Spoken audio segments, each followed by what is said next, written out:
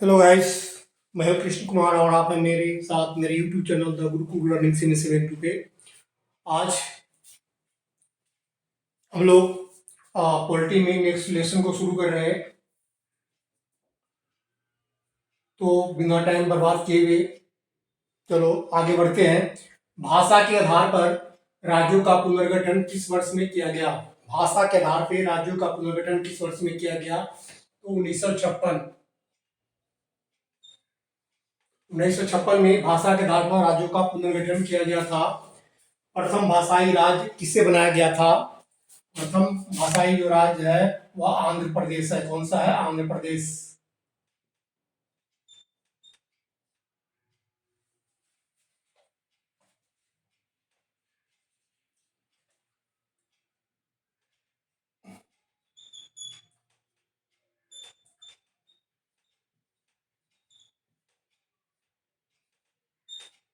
प्रथम भाषाई राज्य कौन है?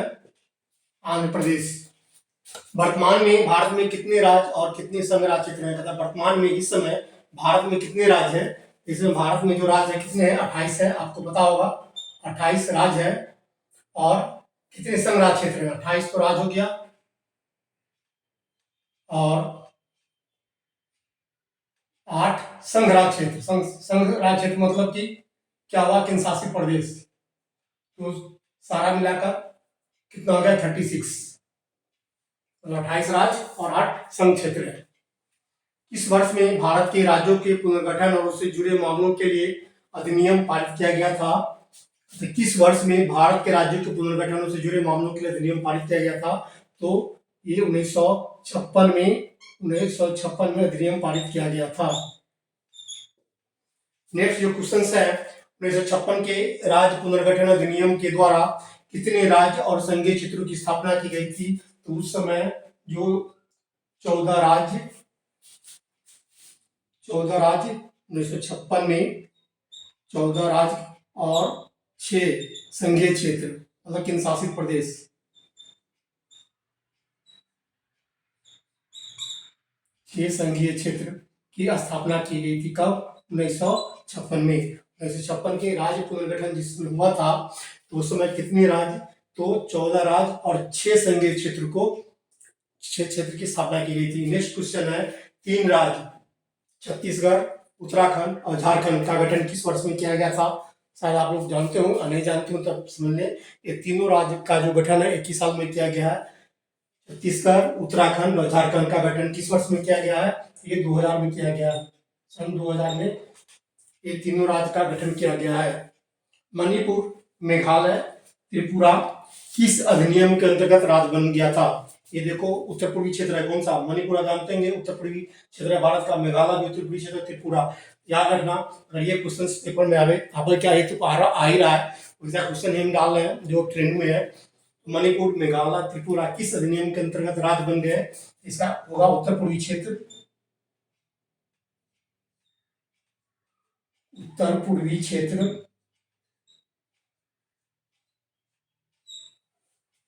उत्तर पूर्वी क्षेत्र अधिनियम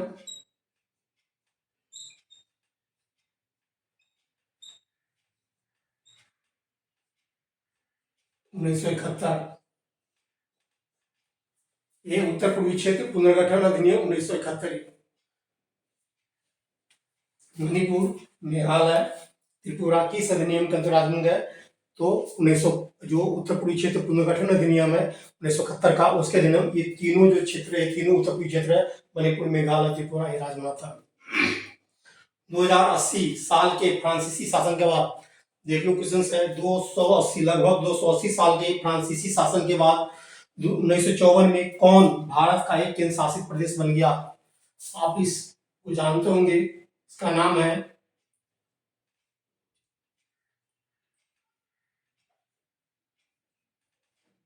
पुडुचेरी। पुडुचेरी इसको बोलते हैं। लगभग 280 साल के फ्रांसीसी शासन के बाद 1954 में कौन भारत का एक केंद्र शासित प्रदेश बन गया? तो पुडुचेरी। पुडुचेरी एक शासित प्रदेश है और वह आंशिक रूप से एक राज्य भी है। आंशिक रूप से राज्य मतलब केंद्र शासित प्रदेश ही हुआ। एक भारतीय राज्य के रूप में कब बिहार बना? बिहार की कब बना? 1912 में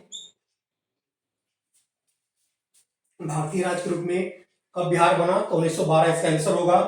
किस वर्ष में भारतीय संसद द्वारा नागरिकता अधिनियम पारित किया गया था?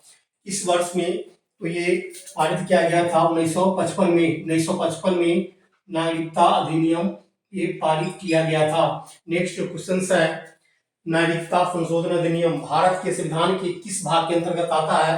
तो ये भाग 2, इसको आप याद रखना। नागरिकता वाला जो बात है ये भाग 2 के अंतर्गत आता है, ये भाग 2। और नेक्स्ट क्वेश्चन जो है, नागरिकता संशोधन अधिनियम 2019 का उद्देश्य क्या है? क्योंकि उसमें बार बार चेंज होता है। नागरिकता जो संशोधन का जो अधिकार है, अधिनियम 2019 अभी जो लेटेस्ट में संशोधन किया गया था, उसका उद्देश्य क्या है? ये काफी चर्चा का विषय था 19 में, इसीलिए इस संशोधन को पारित किया गया था संसद द्वारा। तो क्या उद्देश्य है? इसका उद्देश्य है, आप ये देख लो, जो बांग्लादेश है,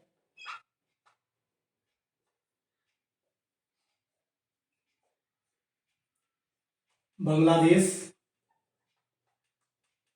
उसके बाद पाकिस्तान, बांग्लादेश, पाकिस्तान, अफगानिस्तान,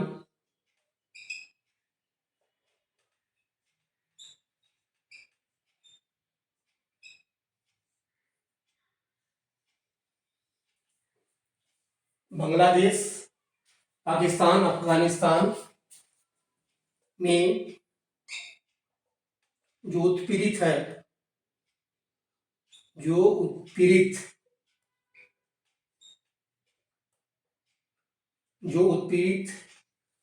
कौन सा है? उत्पीड़ित अल्पसंख्यक समूह, अल्पसंख्यक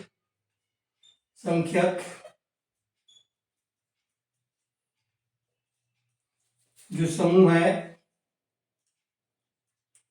संख्यक समूह को नागरिकता प्रदान करना, नागरिकता प्रदान करना।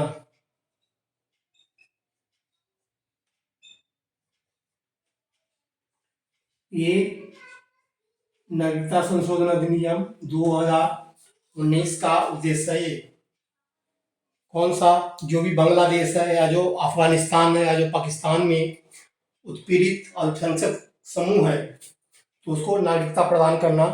मतलब हमारा देश ने कानून बनाया है कि अगर वहाँ के अल्पसंख्यक समूह को कोई तरह की दिक्कत होती है अपने देश में, तो भारत की नागरिकता से दी जा सकती है। नहीं, तो ये था आज का उल्टी में MCQ। इसके लिए नेक्स्ट, अब हम नेक्स्ट वीडियो में मिलेंगे।